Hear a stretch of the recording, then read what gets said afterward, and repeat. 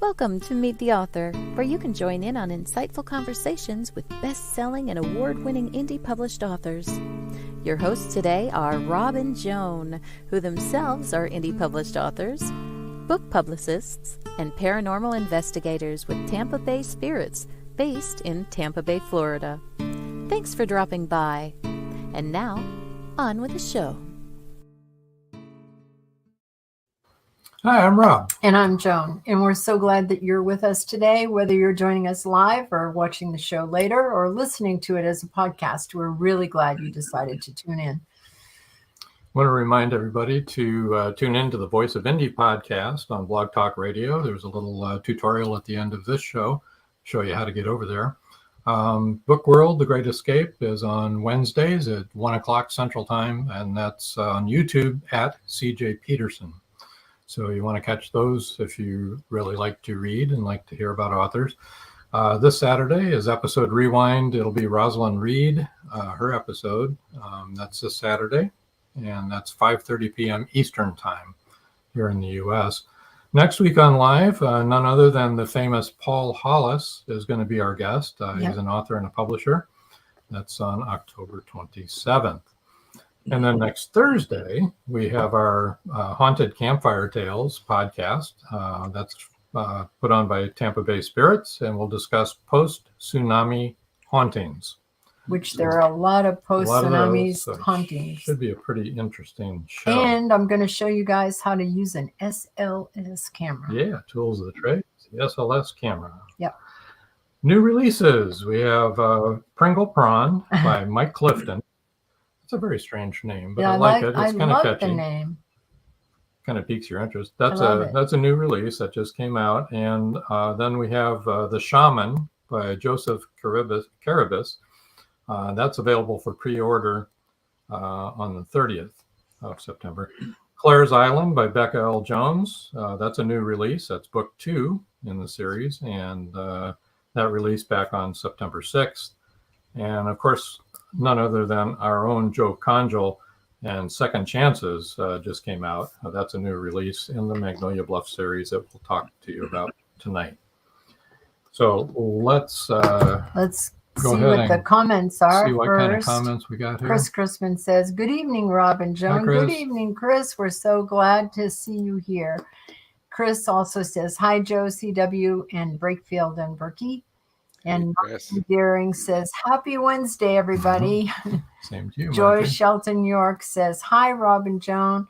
And Paul Hollis says, "Hi, Rob, Joan, and Magnolia Bluffs team." Hello, everybody. So glad you're here. The famous Paul Hollis. The famous Paul Hollis says that. That's how he wants to be known here. He does not. No? Oh, okay. I was mistaken. Okay. Well, why don't we introduce our guest tonight in part 3 on the Magnolia Bluff Crime Chronicles 2023 release, reveal, I should say. And let's bring everybody up here. And I want to introduce Breakfield and Burkey down in the left corner down there. It's not Charles necessarily Breakfield. on that corner with everybody, just so you know. It doesn't always show up. Okay, they're in the corner. Well, okay. They may not. Charles, everyone's in the corner. Charles and Roxanne, in the corner. Welcome this evening. And Joe CONGEL is in another corner. And in the opposite corner is CW HAWES. Hey, I want to welcome all of you guys and thank you so much for spending the evening with us. All right. Now, you have an order here. I do? Okay. Yeah, like an order of no shepherd's pie. Okay, we're going to talk to Breakfield and Burkey first. Charles and Christmas says Roxanne. You need another few corners. LOL. Oh, we do. Yeah. Good thing it's not a round screen. We would really have trouble. Okay, Dave Murray has a question for you, Joe, before we talk to Breakfield and Burkey. Joe, was it difficult starting out with all new locations and characters and second chances? Yes and no. It was difficult for me to get used to a brand new character for me because Brandon Turner is is new for me as well as Magnolia Bluff. But I had read all the Magnolia Bluffs up to that point, all the books. So the background and Magnolia Bluff as a town and all the people in it were not difficult for me to understand. So it was really just me assimilating my character into that world. So okay, cool. All right, now let's go back to Charles and Rox, and we're going to talk to you for a minute. Can you tell us a little bit about your book, The Killer Enigma, that just came out in August? Yep, exactly right. Yeah, it's a fun book. We decided to bring JJ and Joe back to Magnolia Bluff because they just cannot stay away from the paparazzi and all the fame and horrible hauntings that they get when they're out in public, and so they decide they can go hide in Magnolia Bluff. And the reasoning is when Joe says, "Hon, I want to go back." They're friends there. Those are people that they don't know our other designation. Please, and he goes, "Okay, lightning probably won't strike twice on us on that. So we'll do this." They don't know Magnolia Bluff very well, do they? Not yet, but they will learn. Yeah, they will learn. Oh dear. So we have another comment. It's from George Dismukes. He says, "Okay, I'm here and fresh in from I'm so sorry. It's my thing is acting all crazy." It's in the corner. I know it is. I know where it is. Which corner?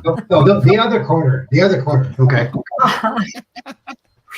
No, I just kept getting notices, and it was going over what he had said, the comment. "Okay, I'm here, fresh in from the front, battle with Amazon, aka battle of the pendejos." As long as you don't speak Spanish, I can say pendejos all day long, but if you do, so sorry.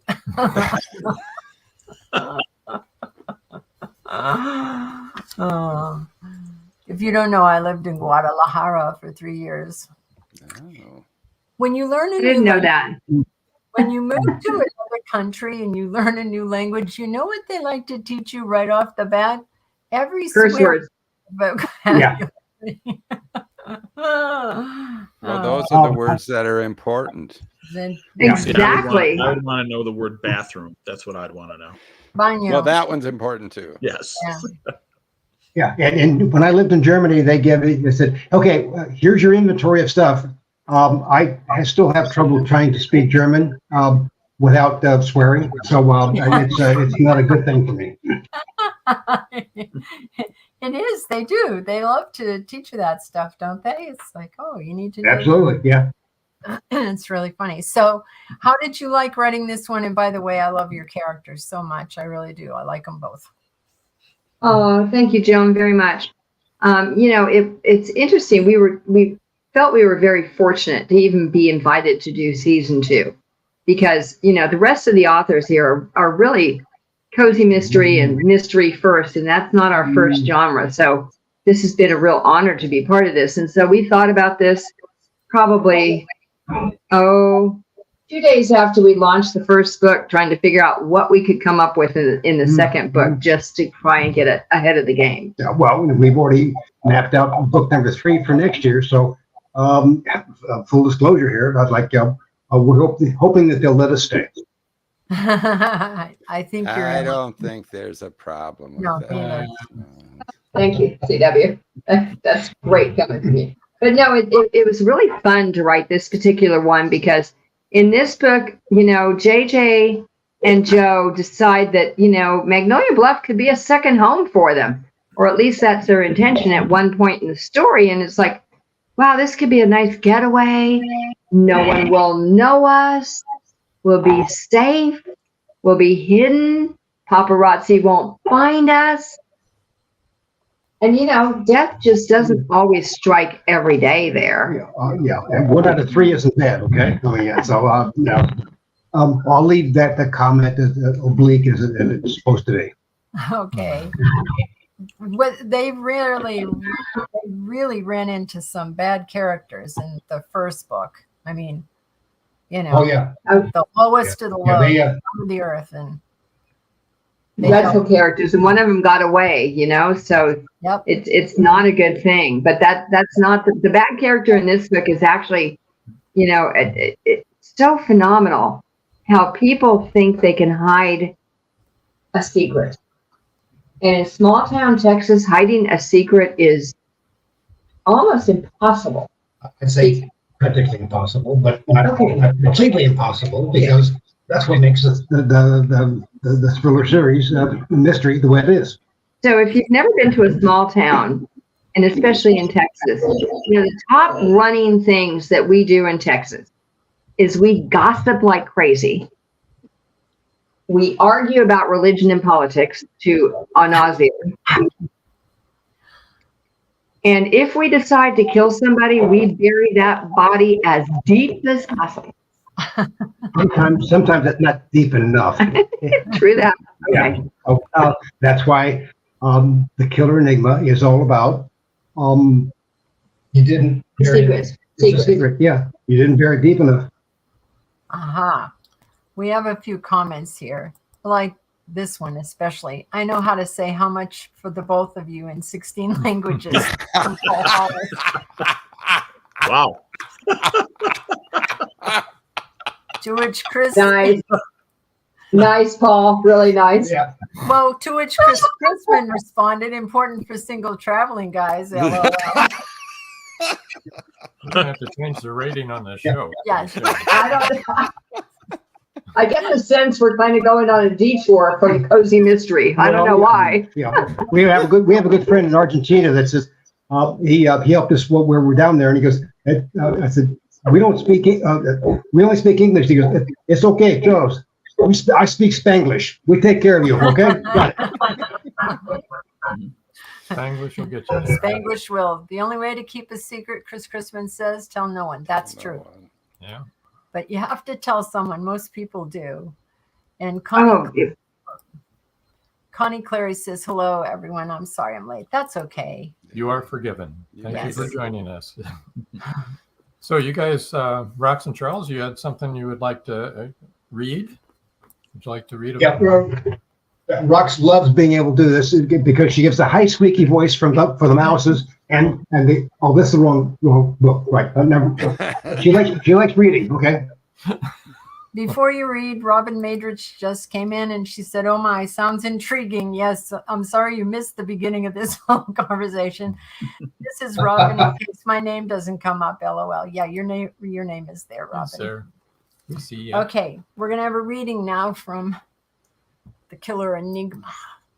Yeah, and so to set this up, you know, in the initial chapter, again, JJ and Joe, since the last book, The Flower Enigma, they've actually gotten married, and they decided that they want to kind of honeymoon somewhere, and a situation kind of presents itself to them to help make their decision on their anniversary plans come to fruition. And so they've arrived at this restaurant where JJ set up a very nice reservation for a romantic Italian restaurant, and things just don't go as planned. So, you know, he comes in and goes, evening, Cecilia, you look lovely, JJ commented. I know your grandma is delighted you're working here.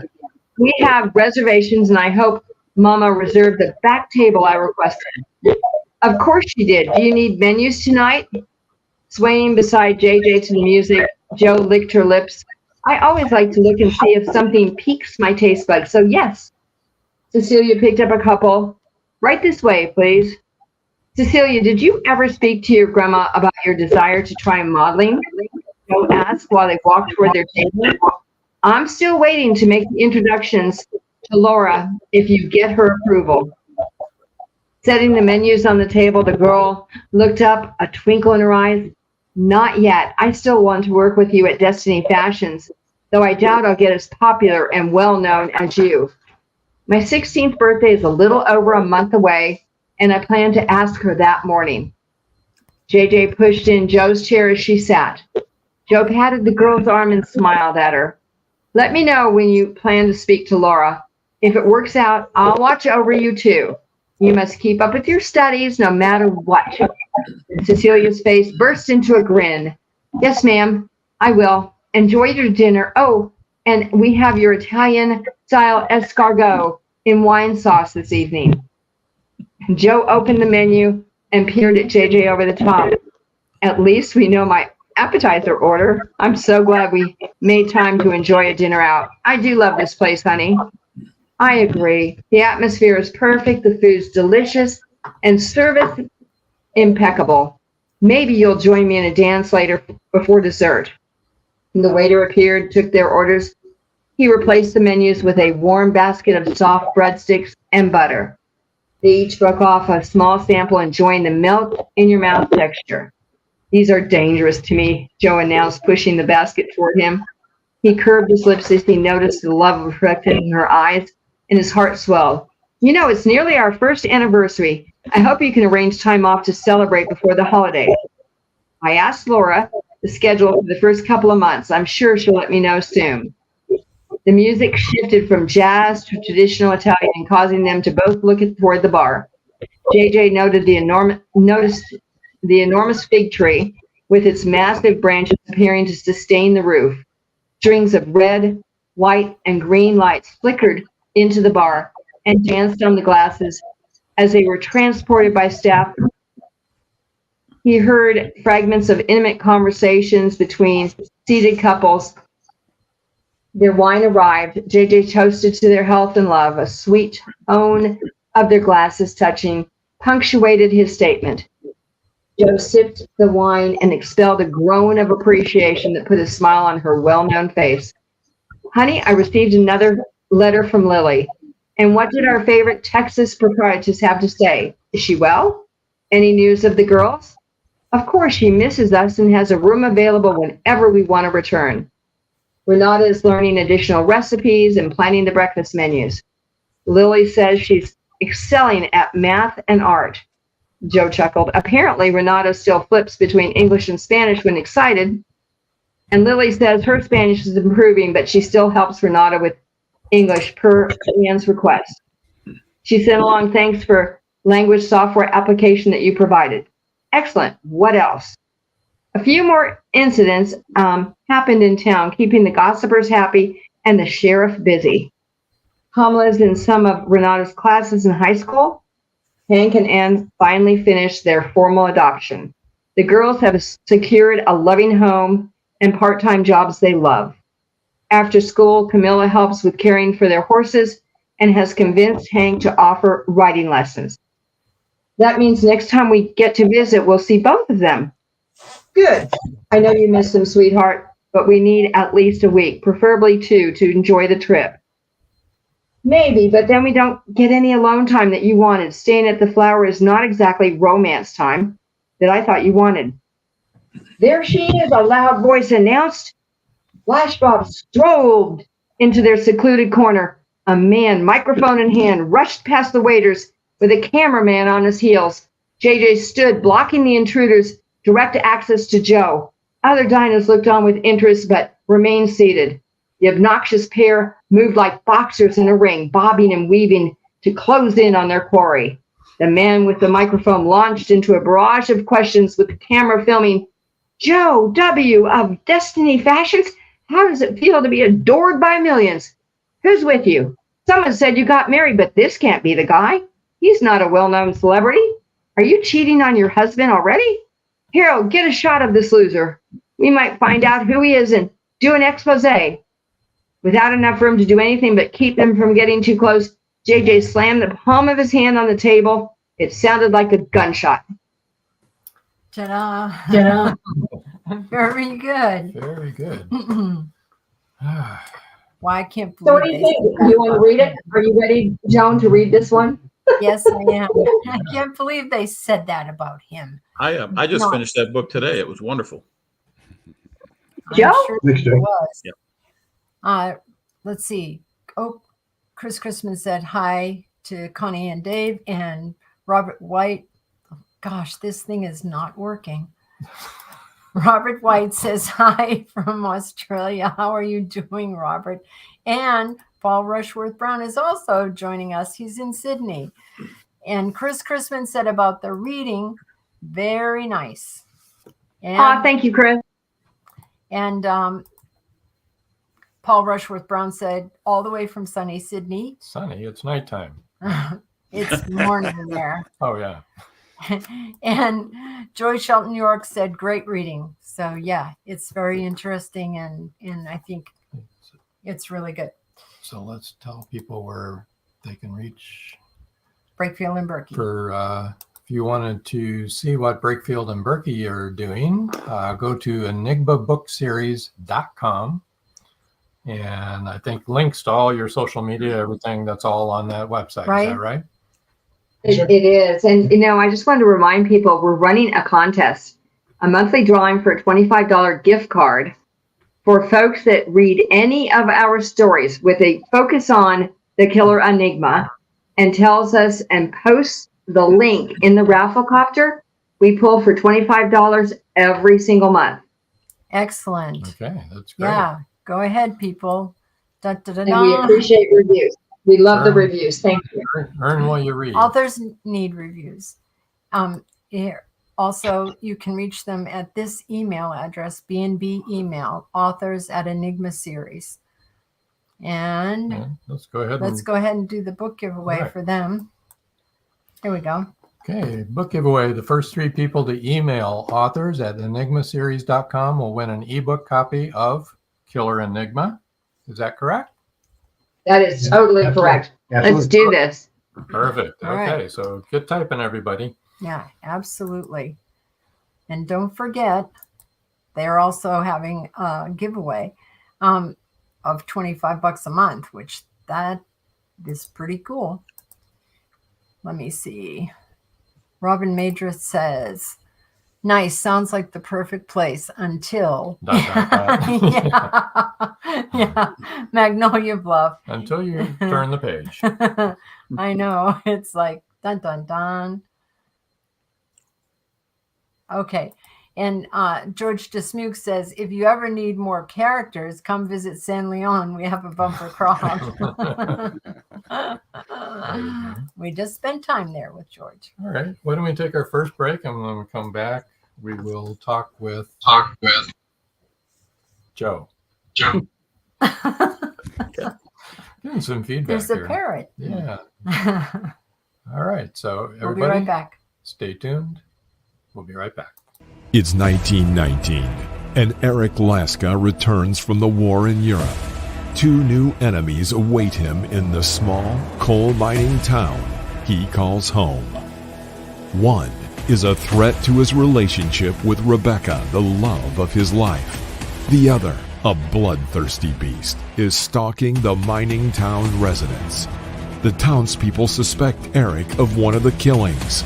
An old man and Rebecca's 11-year-old sister have seen the beast, but only Eric believes their story. To protect the town and clear his name, he's forced to prove the werewolf exists. Available on Amazon. The Horror Within by Marjorie Swift Doring. Paradise, my prison. Charlie Flint awakens from a deep sleep and finds himself alone on a tropical beach surrounded by a palm tree jungle and exotic animals. He cannot remember who he is or anything about his life. First, he must find food and build shelter and protect himself from hidden dangers. As his memory gradually returns, it reveals what a very flawed person he is. A man who made too many mistakes, made too many enemies. The implications of the truth are staggering. How did Charlie get there? And will he save himself? Paradise, My Prison is the riveting new suspense thriller from retired Hollywood scriptwriter George Dismukes. Paradise, My Prison by George Dismukes is available in jacketed hardcover, softcover, and all ebook formats worldwide. Okay, and we're back. We're back. And we lost Charles, but that's okay. He'll catch up, right? Okay, Joe, you want to Yes. tell us about your book? Sure, I can do that. My book is called Second Chances. It's book 17 in the series, and it is out now. Just actually came out on Monday, and it's a little different for me. I'm used to my Razzman series and a little bit different type of book style than what this is. But Brandon Turner, who's a new character for me, he's a retired NYPD narcotics officer who had an issue while he was on the force, decided to retire, take an early retirement, and just move away from it all. So he ends up in Magnolia Bluff somehow, essentially to start over and have a new life. So he gets down there, and within, I don't know, not even a day, really things start to change for him when it comes to how this retirement thing is going to go. What he imagined it would be versus what it's turning out to be. So of course he finds a body, him and a young lady that that's showing him some properties where he can hopefully find a home and live. And the shenanigans ensue from there. He meets up with the resident detective in Magnolia Bluff, and those two kind of rub each other the wrong way throughout the book. And I think it's just a fun story. It's a little different. It's a mystery on one level, but it's a different type. It's more of a kind of a why done it than necessarily a who done it. The audience or the reader knows early on really kind of who the culprits are, who the bad guys are, but it does take Brandon a little bit more time to really figure that out. So, well, I noticed a dog on the cover. Yes. And what is the dog's role? The dog's name is Max, and Max is Brandon Turner's family. It's his best friend. It's really who he shares his innermost secrets with, I guess you could say. He's never been married. Brandon, I'm talking about, has never been married. And, both his parents have passed away. So really, and he has no siblings. So really all he's got is him and his dog. So his dog does kind of play a prominent role throughout the book. I think it's interesting how I got the dog worked in there. So. Good. I'm looking forward to that. And I assume the dog's never been married either. The dog has not been married and has no siblings, no kids. Yeah.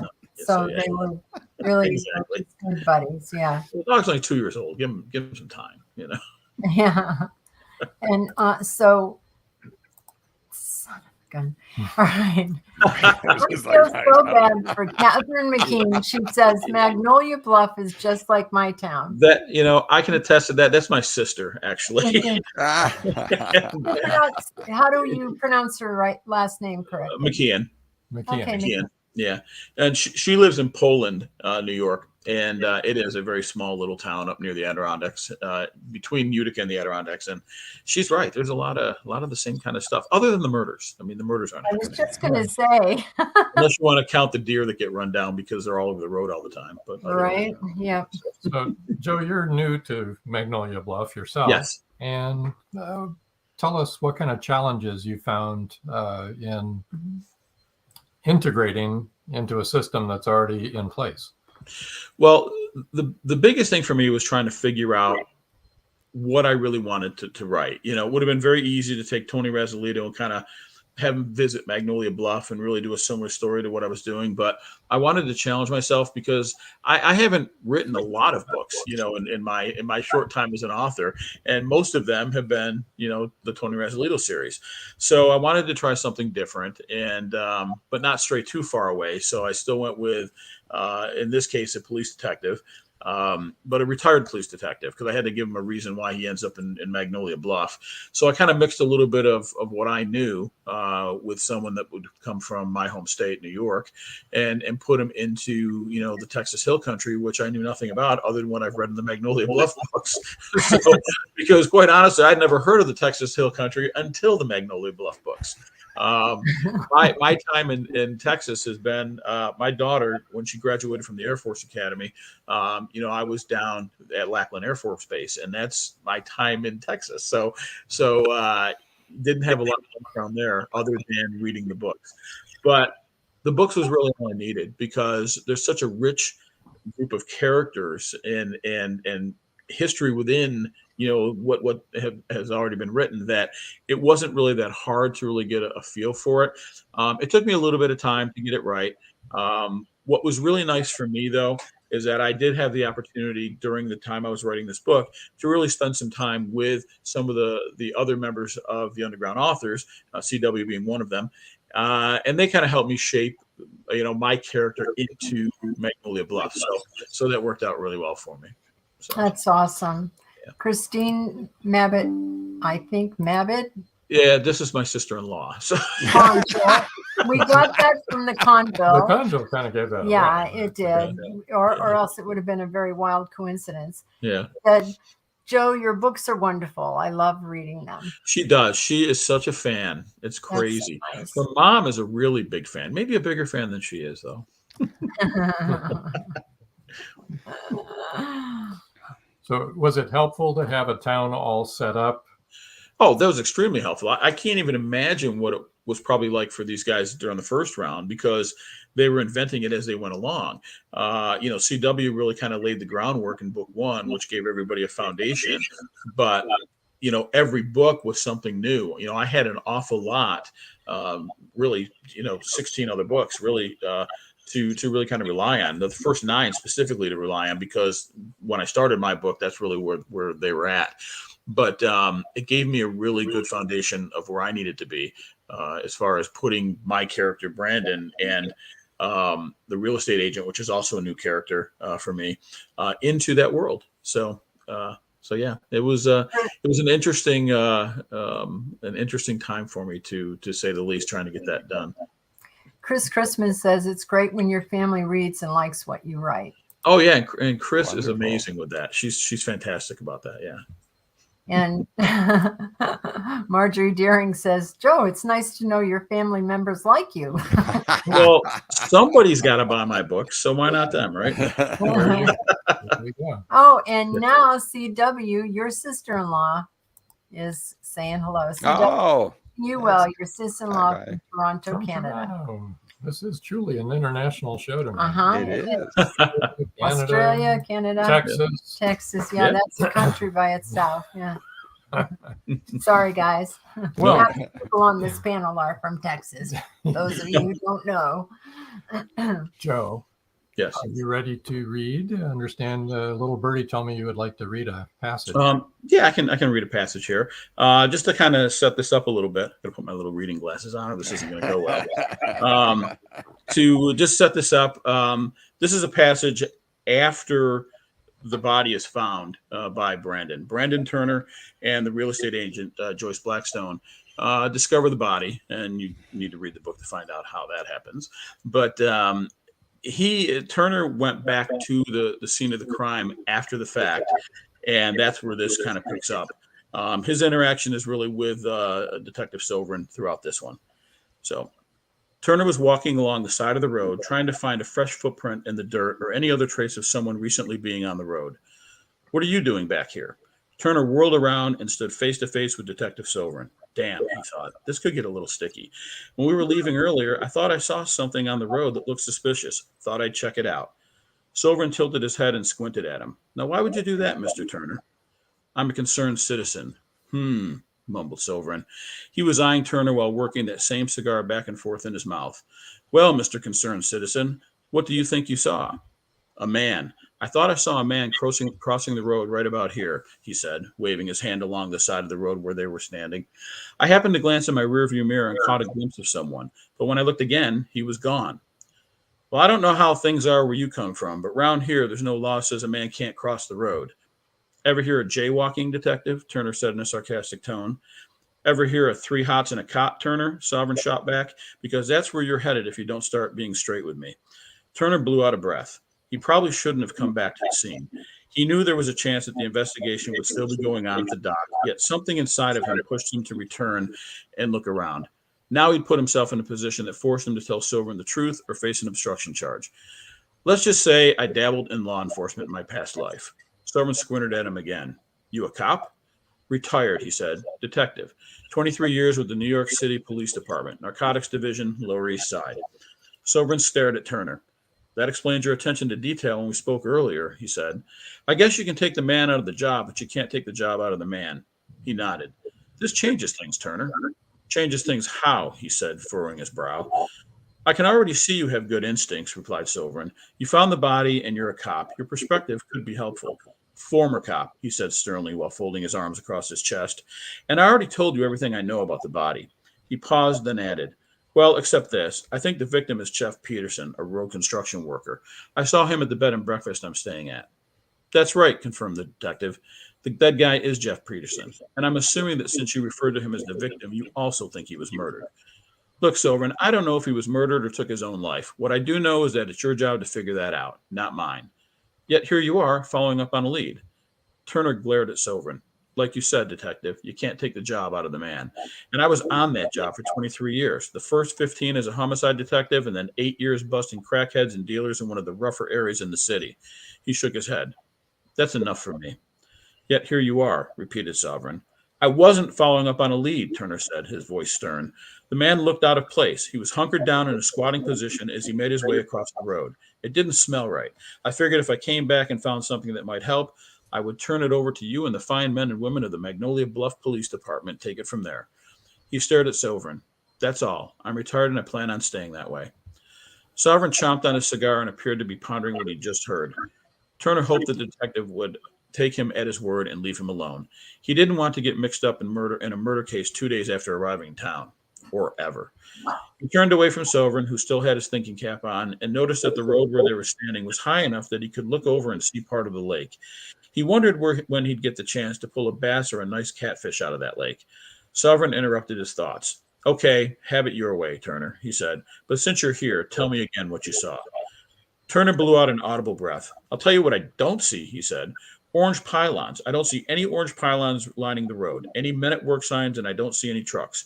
When I was at the B&B this morning, Lily told me that Peterson and his crew only ate breakfast there when they were working a job. She said they were repairing a stretch of road out near the reservoir. So where is all the stuff that would normally slow you down when driving by the roadwork? It didn't occur to me when Joyce and I drove out earlier and that there was no road work happening. But now that I know the body belongs to Peterson, it makes me think that he and whoever he was with at the B&B this morning were out this way for something other than repairing the road. Silverin slowly nodded his head. Good information, Turner, he said. I'd like you and Ms. Blackstone to come by the station tomorrow and give me an official statement about everything. Can you come out of retirement long enough to do that? Turner didn't like Silverin. He understood him, but he didn't like him. He reminded him too much of some of the guys he'd worked with in New York, trying to be the hard-ass cop who isn't as smart as he thinks he is. What time, detective? Any time after 11, he said. By the time I leave here tonight, I'm going to need my beauty sleep in the morning. He grinned at Turner. Oh, and you might want to take a shower before showing up tomorrow. You smell all fishy like you took a dive in the reservoir. Turner walked back toward his truck, shaking his head. When he was about 20 yards down the road, he turned around, threw both his hands and flipped off Silverin. The detective, seeing the double birds flying his way, yelled out, "What the hell are you doing, Turner?" "Just waving good night," he said sarcastically. "See you in the morning, detective." That was great. Bravo. There you go. Just waving goodbye. Yeah. I salute you. Yes, exactly. Well, and these two guys kind of are at odds throughout the whole book for the most part. And it was one of the more enjoyable parts for me because, I was taking a character that really belonged to CW and integrating him into my book. And what I really liked about it was that CW gave it his blessing because I wasn't sure how he was going to take my version of Detective Children.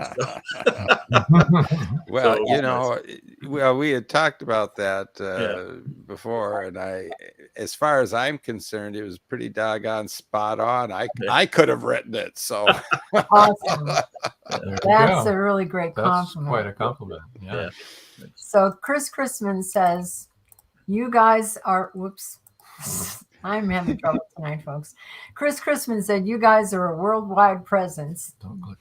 Yes. And Paul Hollis says, "I'm hooked." That's awesome. And Rita, let me see, Turberville says, "The wave seemed appropriate, LOL." Yeah, that's my daughter. So. And then Chris Chrisman said, "Joe, did you ask CW to read what you wrote before publishing?" He actually did read most of that before I published it. So yes. And Joyce Shelton York said, sounds fun. Love the retired detective. Thanks, Joy. Yeah, it sounds authentic. Yeah. They both sound authentic. So let's. And I know because my brother's a retired narc. There we go. Let's tell people how to reach you, Joe, on your website. You can go to joecongelfictionstories.blogspot.com. That's if you can understand what the heck I'm saying. Yep. And it's JoeCongelfictionstories blogspot.com. Okay. All right, we got that. And we're doing that for the people who are listening to the podcast who Correct. can't see the banner, for those of you who don't know. Right. And his email, if you want to write to him, is jc.razzman@gmail.com. And that's RAZZMAN. And for your book giveaway, it looks like your second chances giveaway is the first 3 people to email jc.razzman@gmail.com will win an ebook copy of Second Chances. Yep. Awesome. Okay, so get to typing, guys. Yeah, so that's 6 You need books to get it out there. all together because Brakefield and Burkey are giving away their Killer Enigma and Joe is giving away Second Chances. And if you didn't catch this live tonight, if you're listening to it on the audio or you're watching it on YouTube or YouTube or on Facebook after the fact, after this is played, still go ahead and enter. And, if they have extra copies, maybe they weren't all given away, or maybe you'll hit them on a good day and they'll say, okay, we'll send you one. And once again, I want to remind you that Brakefield and Burkey are having a giveaway once a month of a $25 gift card. So we're very excited about that. Let's leave I this gotcha. up there. We'll leave that up there for a little bit. And I think we need to take our next break. I do too. All right. All right. All right. So hang on just a second, everybody. Stay tuned, and we will be right back. The clock is ticking. Can Gracie uncover the truth? Philip Pliant is the wealthy opportunist plastics dealer and CEO of Pliant Industries. He's also a master thief, creating a pervasive threat to the manufacturing infrastructure in the Caribbean islands markets. With the cartel as his stealth client, the naive city leaders have been seduced, enabling the production of more than 3-dimensional building materials. The expected profits are monstrous. Is the art group, now led by Gracie and the family heirs, strong enough to win against this predator? Can JJ's cats act on the root cause analysis in time? Will Gracie be able to squash Pliant and the cartels? Gracie never considered their lives would hang in the balance. The clock is ticking. 5, 4, 3.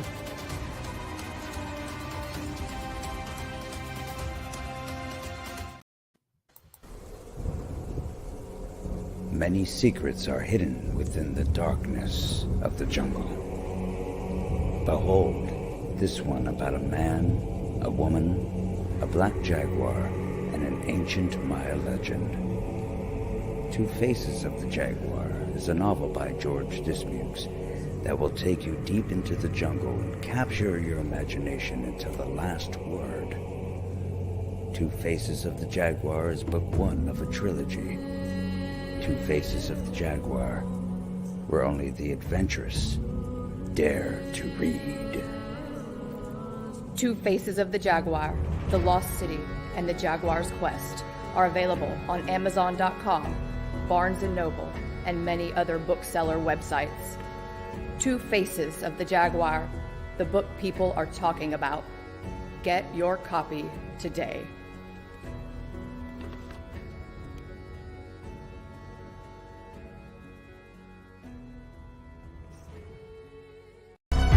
Madison Jackson loved being a cop. A young girl is raped and murdered near Burnett Reservoir. Madison vows to get justice for the child. Madison travels to the heart of Mexican cartel country. She is kidnapped, tortured. Will Madison ever make it home?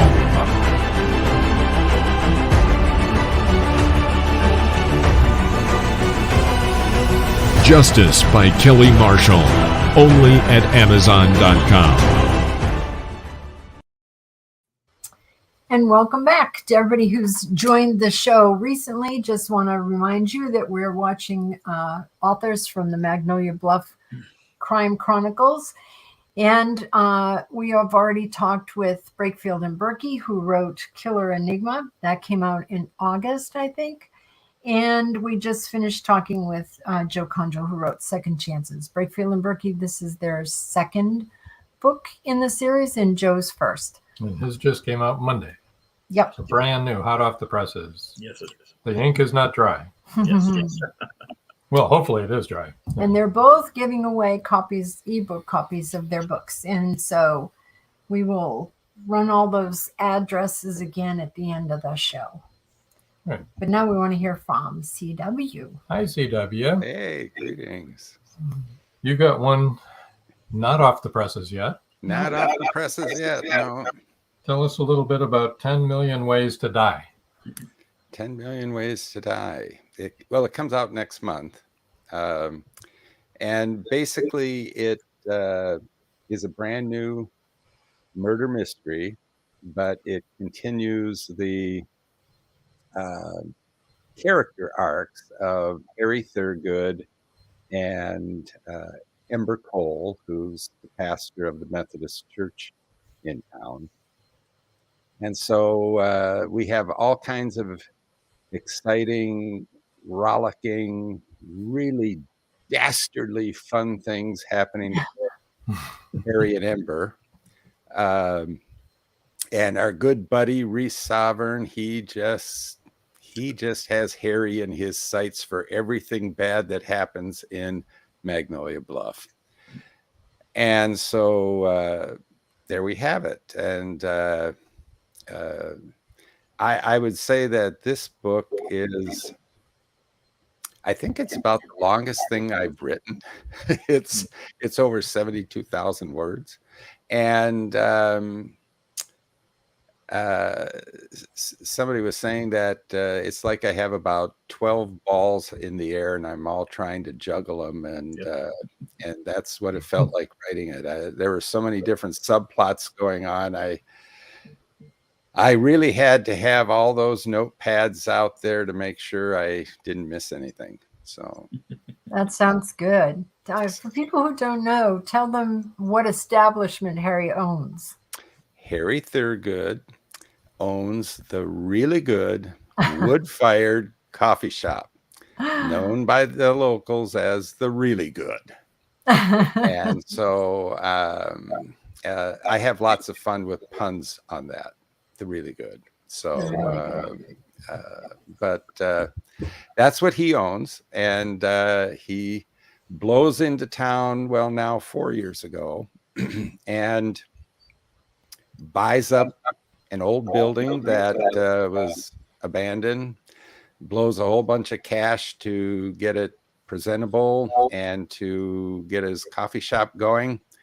And for 4 years, with very few patrons, that coffee shop is still in business. And the locals want to know why. Because he uses very expensive coffee beans. It is. It is. And Harry has very little money over there in Gunter Feit's bank. So and Gunter's wife, Mary Lou, who is one nasty piece of work. Yeah, she's a busybody. Yeah, well, she's more than the busybody. Well, well, a lot of people, I suppose, see her as a busybody, but she's really mean and nasty. So she is. I don't want to say what she is on the air. Yeah, no, you don't want to. So it's in this book, we find out that she literally has hired private detectives to try to find out Harry's backstory. Wow. Well, she's cared about that for. Yeah, she's sort of. So. She's obsessed there. Yeah. So tell them about the sign we saw. Yeah, we dropped something off at the bank. I think it was for Harry, and we were doing something, and we drove past this the end of this restaurant, and there was a huge sign, wood fired, and we half expected it to say really good on the other side. It didn't say that. It just said wood fired. Just said wood fired. Oh, yeah. So then it said seafood and steaks. Yeah, seafood and steaks. Well, it's, I don't know. I don't think it's even a mile from the house here. There's a coffee shop, and I drove past it one day, and I was trying to hammer out the first book and what Harry's business would be called. And this is full disclosure here. I hate coffee. Oh my goodness. I do. I can't stand it. You write about it like you really I know. Love it like it's an art form, I know. But I actually hate coffee. Well, I love coffee. Well, I'm glad you do. We may have to edit this part out of the podcast. No. So I'm racking my brain. What can we call this place? Because obviously we don't want to riff off of Starbucks or something like that. No. So I whizzed by this place, and it says Summer Moon Wood-Fired Coffee. Really? Yes. And I found out that actually it's a Texas company, and it's a big thing here in Texas. So I said, oh, that is really good. Now, I had no idea what wood-fired coffee was, but I said, who cares? It sounds good. So I decided, well, we'll drop Summer Moon, obviously. And so I took wood-fired coffee. Well, let's see, what can we put with that? Well, obviously, it's really good. Really good. There you go. There you go. That's awesome. What's really funny is that our daughter, Jessie, some of her really good friends that she's known since she was a kid, import beans and roast them and everything, and have quite a huge business here in Tampa of really expensive coffee beans and ground coffee. And it's a very expensive endeavor. It can be. Yeah, it can be. In the reading that I have here, Harry is bemoaning the fact that his wholesaler doesn't have beans from St. Helena. And the coffee beans on St. Helena Island, where Napoleon was exiled. Yep. They're like the rarest in the world. And Harry's saying, who wouldn't have these? So that gives you some idea of where Harry's at, Well, that's kind of like what Jesse's friends are. Like, there you go. See, it's a real life thing. It is a real life thing where coffee is their whole life and they know everything about it. And we're just like, okay. So tell us a little bit about your cover for those that are listening and can't see it. Well, the cover was designed by Crispian Thoroughborn at Wildwood Books, and it has the standard "Welcome to Magnolia Bluff" logo sign at the top, and then it has the Underground Authors Present, and in the background of that there's a Bible with a cross on it, which gives you a hint as to some of the themes going on in the book. And then we have the title, 10 Million Ways to Die. And instead of an I for die, there's a syringe.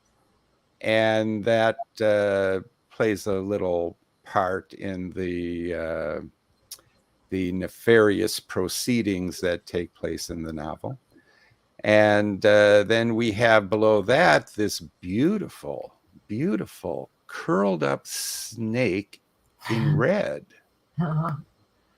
And then, and below that, my name, in case you want to know that.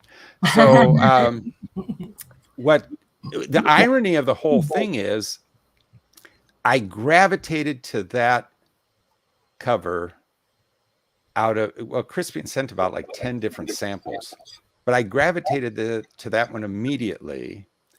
And after I said, yeah, that's the one I want, we adjusted the size of the syringe.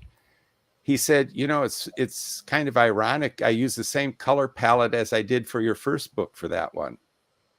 Wow. I said, well, that is. So, hey, you like what you like, right? You like what you like. You use what works. Exactly. So you mentioned reading.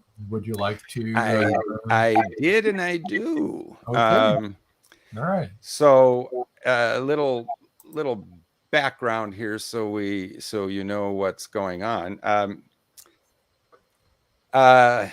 We're at the Really Good, and Harry has some of his friends there, drinking coffee, chewing the fat, and so the important thing to know here is that Harry and Ember are really sweet on each other. We kind of picked that up in the first book, but because Ember has a past that she's really, really ashamed of, she didn't want to get into any kind of a relationship with Harry. And Harry has a secret life that he isn't going to tell anybody about. And so, you know, this was like, how is this even going to work? Well, in book one, it doesn't really work. But Ember has a chat with the visiting Father Frank in Jim Callan's book. And that kind of helps her to thaw a little bit. So by the time we come to the present here in 10 Million Ways to Die, Ember and Harry are kind of dating. But because she's the pastor and she's under fire from Mary Lou, who wants her fired, you know, they keep their relationship kind of low key. So, but it's important to understand that they are a thing, and everybody knows they're a thing because, of course, it's a small town. How can they not? You know. So you need to know that, though, for the ending, because there's a really cool pun there. So, all right, so here we go. Harry read down the list of green coffee beans available from the wholesaler and groaned. Not for the first time, he told himself. He needed to find a different coffee bean vendor. What coffee seller would not have St. Helena coffee available? The hum of the conversation and the floral citrus scent of the brewing Ethiopian Yirgachifi drifted to and fro like waves gently washing a white sand beach.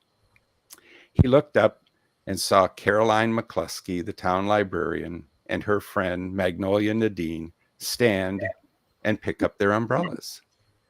Leaving already, he said. There's still plenty of coffee. Before either Caroline or Magnolia Nadine could answer, an enormous mountain of a man squeezed through the door and entered the Really Good. He was wearing a black raincoat that looked big enough to do double duty as a revival tent, and on his head was an oilcloth Outback-style hat. The drops of drizzle glistened in the lights of the shop like tiny diamonds. With his arms spread wide, his deep baritone voice thundered, "May the Lord bless you one and all."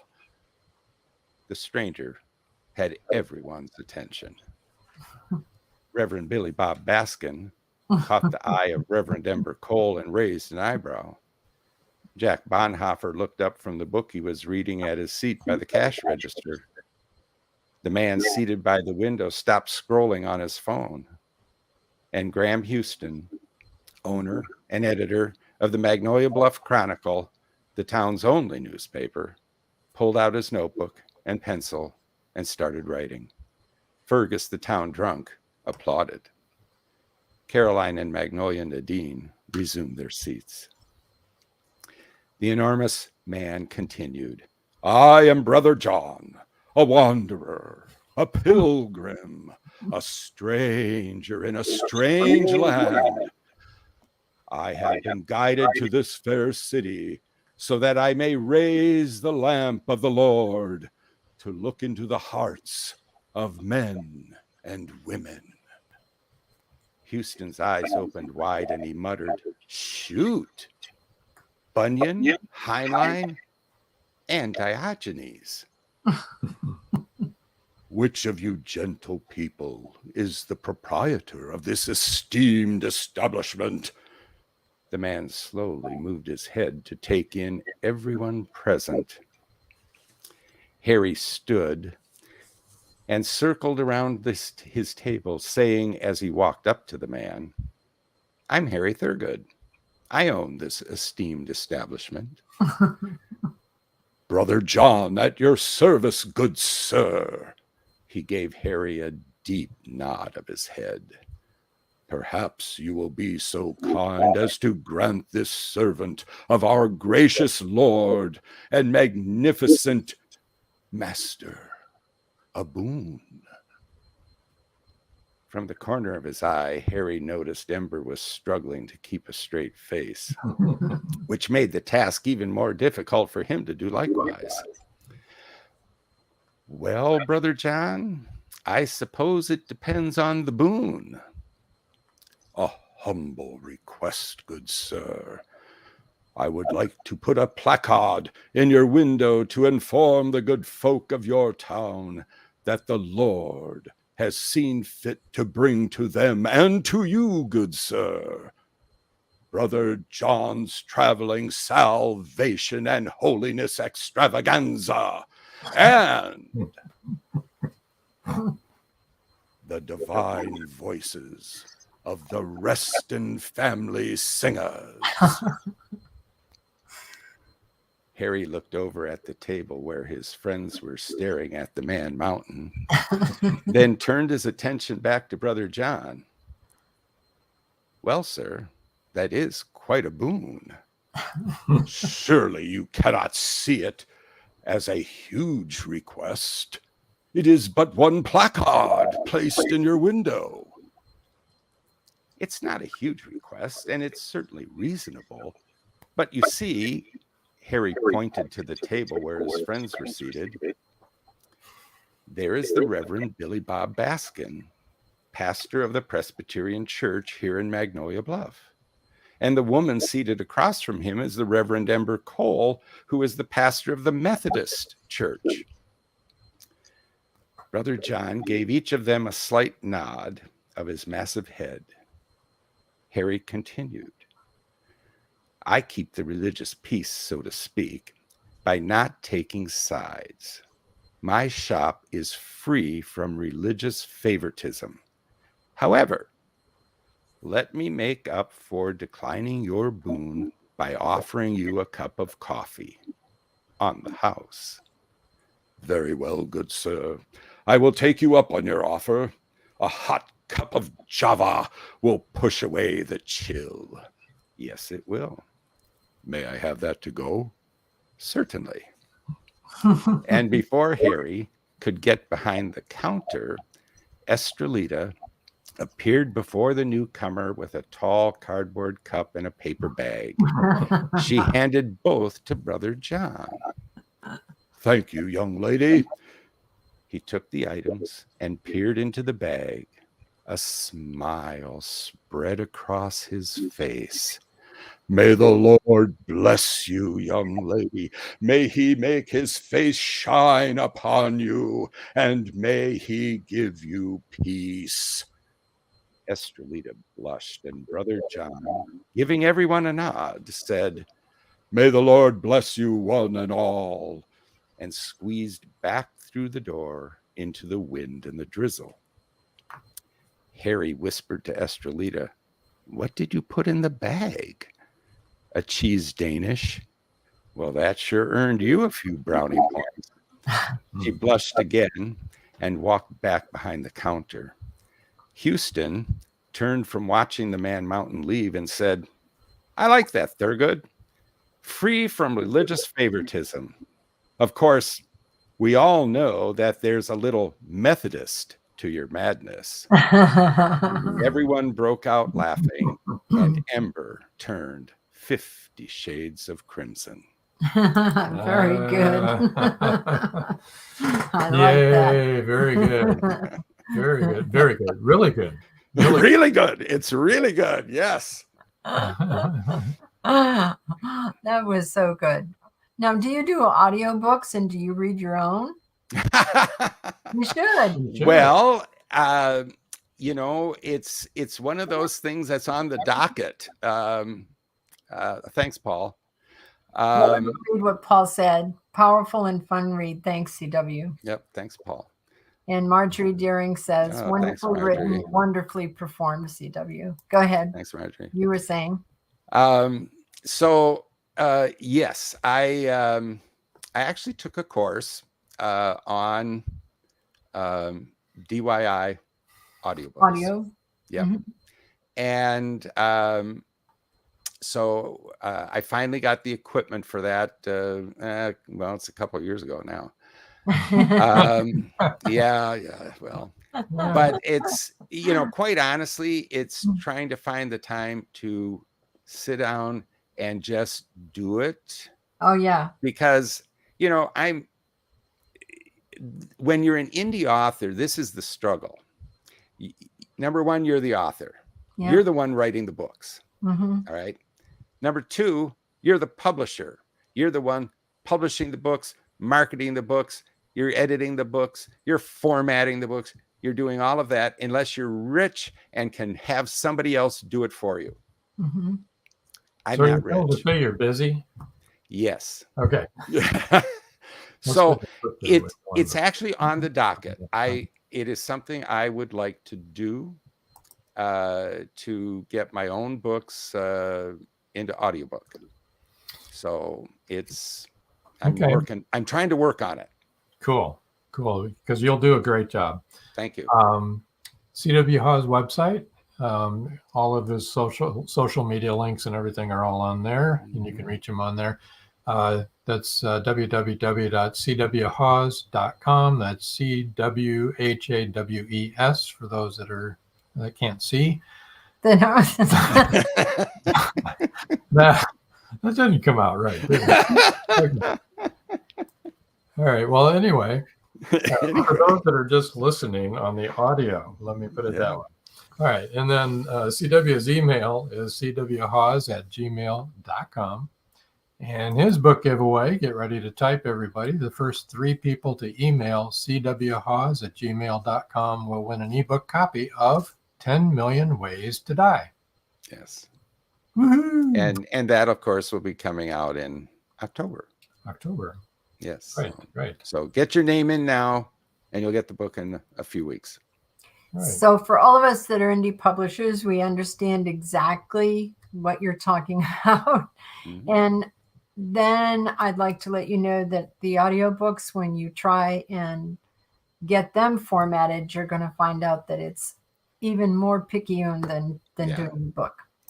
Yeah, that's what I understand. And you know, that's why I was looking for a course that was basically audio books for dummies. Seriously. Yeah. And I found it offered by Derek Depker. Okay. It's an excellent course. It does cost money, obviously. Yeah. Because Derek likes to eat, and like all of us. And but it's an excellent course, and he literally he could call it audiobooks for dummies, but maybe that's taken. But that's exactly what it is. And he gives you everything step by step by step. And he says, do not deviate from this plan or you will mess it up. And they will send it back to you and say, we will not produce it until you have it's another exactly 3 or 4 months before you'll even get it on. Because you go back at the beginning of the queue again. Yep, you do. Exactly. So is this book 18 in the series?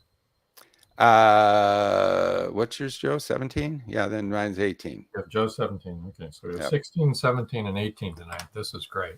Chris Chrisman says, churches, our small town of 4,000 has 28 churches. 28 churches. Oh, my. Whoa. Do you live in Oklahoma? Missouri. He lives in Missouri. I know he lives in Missouri. Yeah, I don't know that we have that many, but we have a few. Yeah, we had a debate actually about churches and bars. We wanted to make sure that it was like a real small town. Yeah, so that they were at least an even number, or the bars outnumber the churches. Got to be fair, you know. Yes, we had to be fair.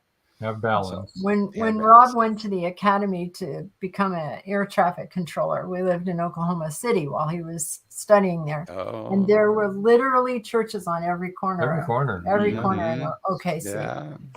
Yeah. That's a church capital right there. It is. It is. And they are serious about it. Oh, yeah. Yes. Anyway, that was really good. That was really, we appreciated all of the reading. All of you are wonderful. All of the books sound amazing. And even though they're all in the same town and it all involves the same people, many of the same people, you know what I mean? I just love the way everybody comes at it differently, because that's the way real life is. That's the way we all look at things differently, you know? And I love that. It makes a much fuller experience of what you're reading, because you get all these different viewpoints. I love it so much. Well, that's what I've always liked about Magnolia Bluff as a series, because every book is different, like you just said.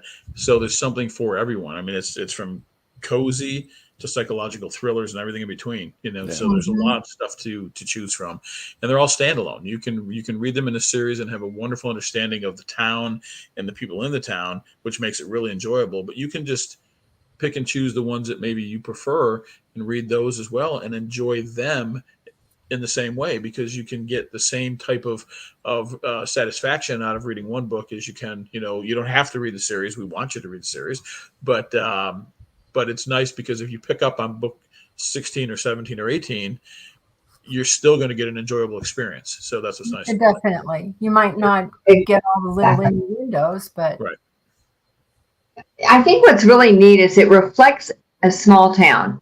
Yes. So anybody who interacts with anyone in their town, they have their own perspective. And so every one of our characters reacts to other characters from their point of view, which makes it really, really realistic, I guess would be the right term. You know what's funny about the small town motif is that we live in Dallas, Rox and I do, and there's people who live on the north side of Dallas that never been to south side. There are people who live on the south side who never go to the east or west or north because it's too far. And so you have this small town motif even in the big towns. And so it's almost universal. It's like, okay, I'm in a small town. I'll admit it. I'm from a small town in South Dallas that nobody goes to. But I know everybody's business. I know what cars they drive. I know who drives too fast down the street. You know, that kind of stuff. So it's amazing that small town motif is still so pervasive. Yeah. The only difference with Magnolia Bluff, it's a small, deadly town. Well, there is that. Yeah, you know, it's funny when you take the small roads across Texas, the back roads, not the big freeways and all that stuff, but you go to small roads. Every single town has a town cemetery, and it is the most advertised place in any small town. So trust me, you need to go look at some headstones. It'll be fun. Yeah. Well, we kind of do that all the time.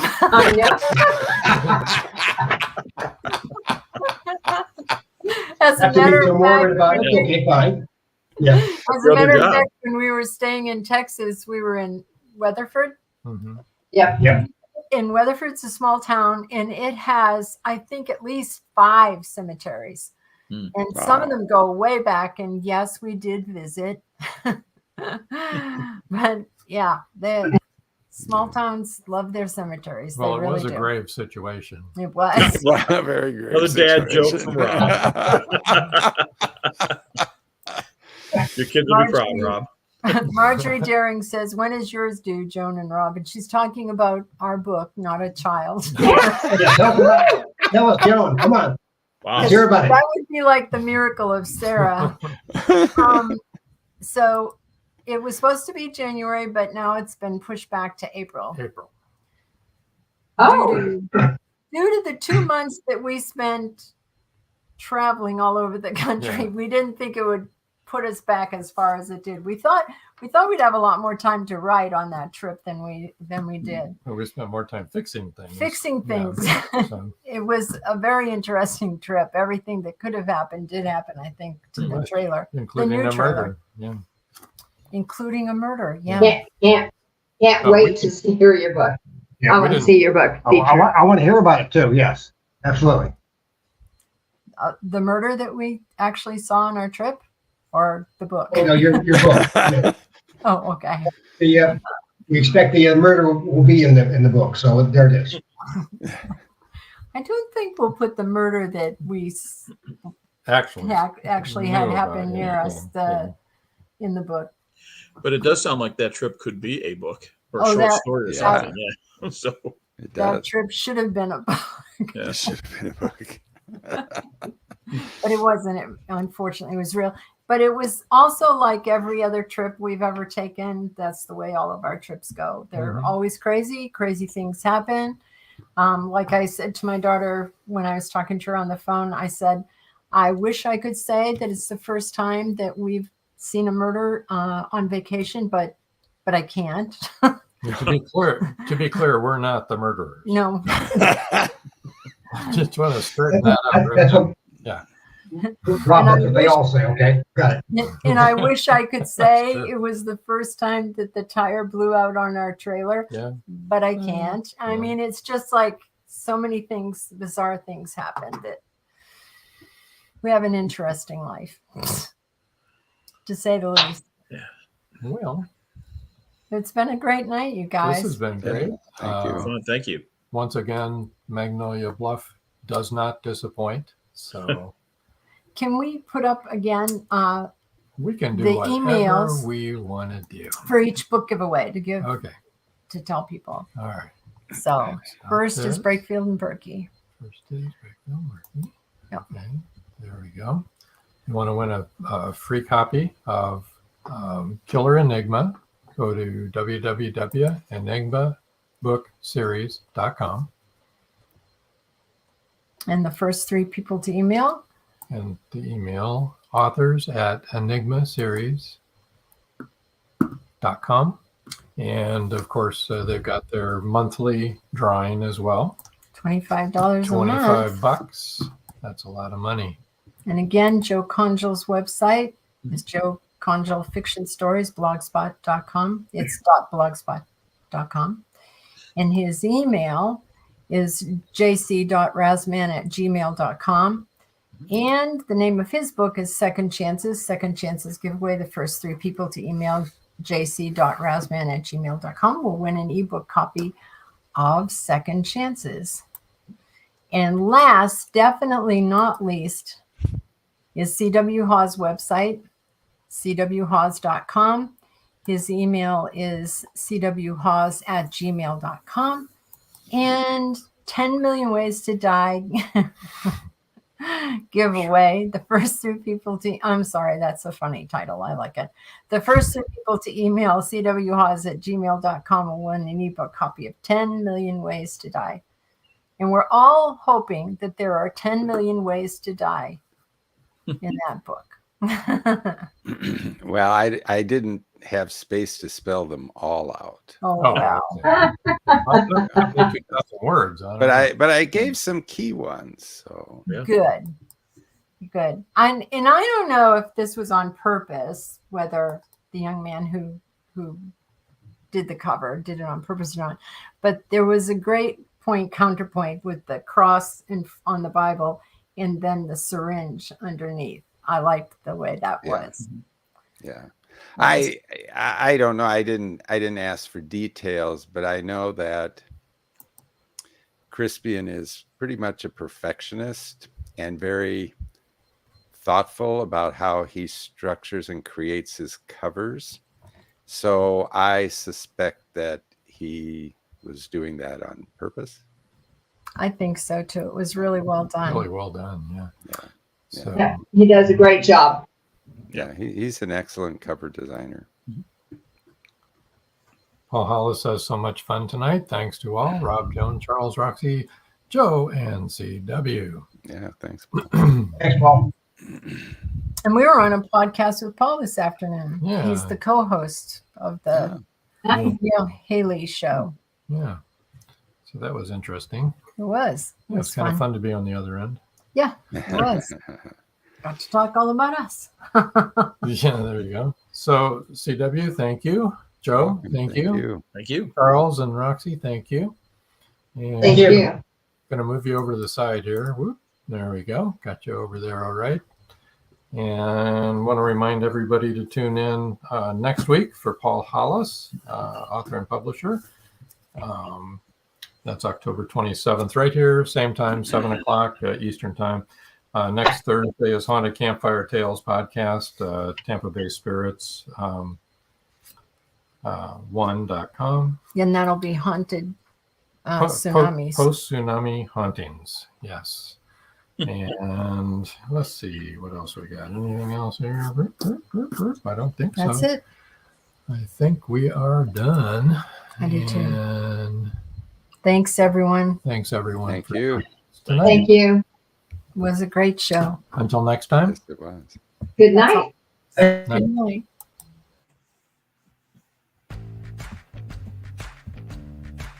Live every Wednesday, your Voice of Indie hosts Beam Weeks and Stephen Gees welcome authors, musicians, publishing industry pros, artists, and assorted creative guests for an exciting interactive hour. Call in during the show or post questions and comments on Twitter for responses in real time. Meet your favorite indie creators, learn inside tips, network, and promote your work. The link for each week's show is pinned on Twitter atop @VoiceOfIndie, and you can receive the link every Wednesday morning in your inbox by subscribing to our newsletter at freshinkgroup.com. Check out Voice of Indie every Wednesday on Blog Talk Radio and catch hundreds of episodes archived everywhere from our websites to our YouTube channel and Spotify. Thank you for joining us here on Meet the Author. Make sure you stay up to date with our show by clicking like, follow, and share. And you can find us on Spotify, iTunes, and more. See you next time on WLFE-DV.com.